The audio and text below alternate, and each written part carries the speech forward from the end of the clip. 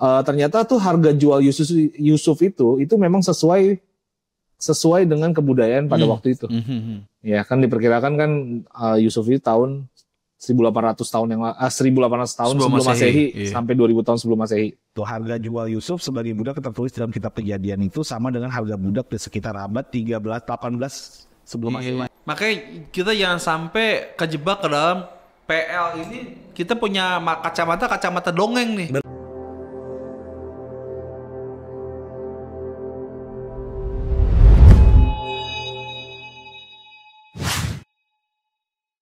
Raptap Sejarah Alkitab.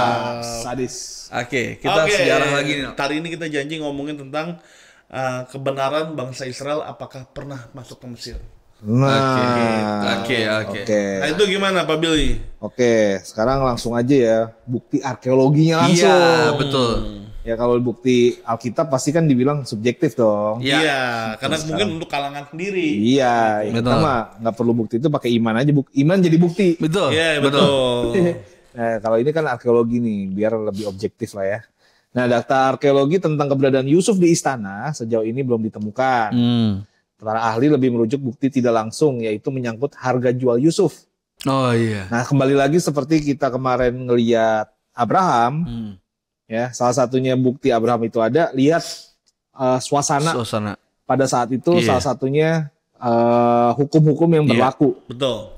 Nah, ini juga gitu ya, atau kebudayaan yang berlaku pada saat itu. Nah, di sana ternyata tuh harga jual Yusuf itu memang sesuai dengan kebudayaan pada waktu itu. Ya kan diperkirakan kan Yusuf itu tahun 1800 tahun 1800 tahun sebelum Masehi sampai 2000 tahun sebelum Masehi. Nah, itu harga jualnya si Yusuf itu tuh 20 sikal perak. Waktu dibeli sama Potifar. Sesuai dengan kitab Kejadian. Waktu dibeli sama Potifar.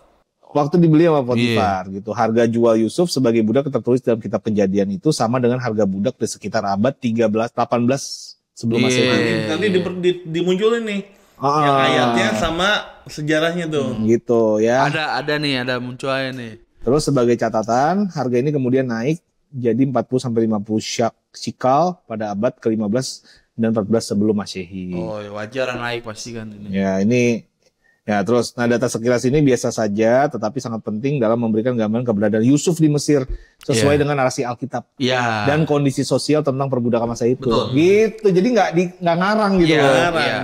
Ya, nah terus ada lagi bukti perbudakan Israel di Mesir. Justru lebih tersedia dibandingkan bukti Yusuf ada di Mesir. Iya, perbudakan lebih melimpah-limpah tuh. Nah, kalau yang perbudakan itu salah satu diantaranya adalah lukisan dari abad ke-15 sebelum Masehi. Iya. Ya, ini lukisannya bisa teman-teman lihat sendiri, gitu ya. Nah, itu ada di dinding kubur Rekmire, wali kota Tebes pada masa pemerintahan Tutmosis III. Lukisan ini menggambarkan kehidupan orang Ibrani di Mesir yang sedang mengerjakan tanah liat dan batu bata untuk membangun kuil Amun di Karnak. Dalam perbudakan Mesir, Israel mengerjakan segala jenis pekerjaan di lapangan. Keluaran 1 ayat 14. Ya, jadi ada bukti dari penemuan di Mesir sendiri dari abad ke-15 sebelum Masehi. Itu orang Ibrani sedang jadi budak. Bikin batu bata. Karena emang kerjaannya sudah bikin apa? Bikin batu bata. Gitu. Jadi jelas banget kalau di Mesir tuh. That's right. Bukti lainnya berupa lukisan pada dinding kubur Nak di Tebes yang menggambarkan proses pembuatan anggur oleh para budak. Mereka orang-orang Israel membangun kota-kota perbekalan untuk Firaun, yaitu Pitom dan Ramses dalam Keluaran 1 ayat 11. Ya, wah ini cakep ya. Jadi benar-benar dikonfirmasi sama arkeologi nih. Iya, betul. Ya, Firaun, Ramses, maka data ini menunjukkan pada penanggalan muda dari Exodus abad ke-13 Masehi. Ke-13 Masehi. Sebelum Masehi kali ya maksudnya. Namun jika kota-kota tersebut sudah ada pada masa sebelumnya, data ini tidak bertentangan dengan penanggalan tua Exodus. Jadi sampai sekarang juga di Mesir ada tuh ya kan. Jadi kecuali kalau Babel ya udah ini, dan kota-kota mungkin udah ini udah nggak ada lah gitu.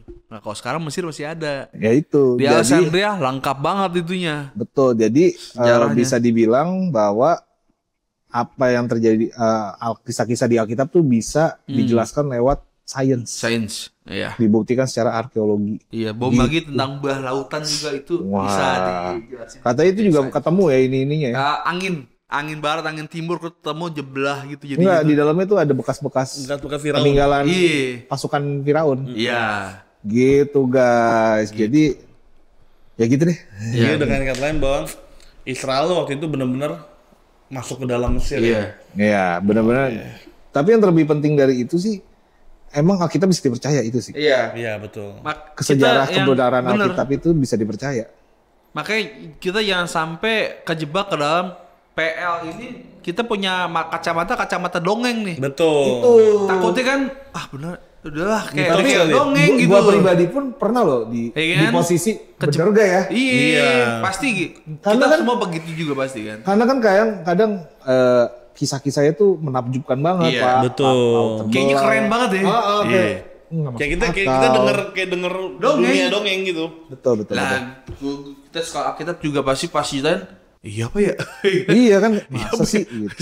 Bisa begini ya. Iya, Gitu. dengan kan kita bisa bahwa emang Tuhan kita sedahsyat itu. Iya. Nah, sama juga ini kan ada kayak Wellhausen ya. Iya, kritik sumber. Iya. Kritik sumber bener ya? Iya. Nah, dia kan juga yang meragukan redaksi Alkitab tuh, dia meragukan itu. Jadi kalau kita belajar gini jadi akhirnya ragu. Iya. Ini bener gak? Alkitab bener gak ya? Iya, padahal sih memang bener ya. Sepanjang ilmu pengetahuan sepanjang itu juga Alkitab dibenarkan jadi. Makanya ini yang harus disebar sih, maksudnya untuk anak zaman sekarang nih, bahwa Alkitab bisa dipercaya detik ini. Paling teman-teman harus tahu Alkitab itu satu buku yang paling sangat diperkosa, mas tanda kutip. Iya. Sama seluruh kalangan dianiaya, diperiksa abis-abisan. Dan hasilnya bener, nggak ada yang membantah itu. Gitu, keren banget tuh Alkitab. That's right. Makanya. Gitu, Jadi dengan katanya jangan pernah ragukan isi Alkitab. Betul. Jangan ragu. Karena ada unsur ilahinya di dalam. Sadis. Demikian video hari ini. Sampai video berikutnya dalam satu channel Millennial Bapak.